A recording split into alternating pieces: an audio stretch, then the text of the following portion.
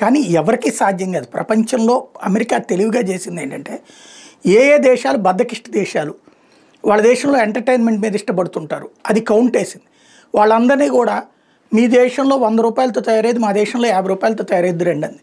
వీళ్ళందరూ అక్కడికి వెళ్ళి పెట్టుబడులు పెట్టారు. Chief labour, chief issue. అది అక్కడ చైనాకి ఉద్యోగ ఉపాధి అవకాశాలు, ఆర్థిక స్తోమత కల్పించి ఇవాళ ప్రపంచంలో 2వ స్థానంకి వచ్చింది. అక్కడ ఎప్పుడూ ఒకటే పాలకుడు ఉంటాడు కాబట్టి, అంటే ఒకటే కమ్యూనిస్ట్ పార్టీనే పాలన ఉంటుంది కాబట్టి అది సాధ్యమైంది. మన దేశంలో అయితే ప్రభుత్వాలు మారినప్పుడు విధానాలు మారుతాయి. చైనాలో విధానాలు అయితే ఫైనల్గా అదే. వాస్తవంగా ఒకప్పుడు కమ్యూనిస్ట్ విధానం, అది తీసేసి పెట్టుబడిదారీ విధానాన్ని ప్రోత్సహించే క్రమంలో వేసిన అడుగు ఈ రోజు వరకు అదే కొనసాగిస్తూ ఉండటం వలన దానివలన వచ్చే లబ్ధిని పార్టీకి కాకుండా వ్యక్తులుగా సంపాదించుకున్నారు ఆయా పార్టీల నేతలు.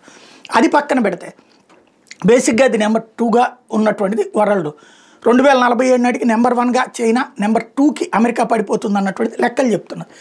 దానికి అనుగుణంగానే ఇప్పుడు అమెరికా మొన్నటిదాకా పెట్టిన ఆంక్షల్ని పక్కన పెట్టి ఇప్పుడు ఏదైతే చైనీస్ మెటీరియల్ మళ్ళీ తీసుకుంటుంది అన్నటువంటి సందర్భంలో అమెరికాలో తయారయ్యే బ్యాటరీలకు ప్రపంచవ్యాప్తంగా ఉన్నటువంటి డిమాండ్ బాగానే ఉంది, కానీ రేట్ ఎక్కువగా ఉండటంతో చైనీస్ బ్యాటరీలను ఎక్కువ కొంటున్నారు.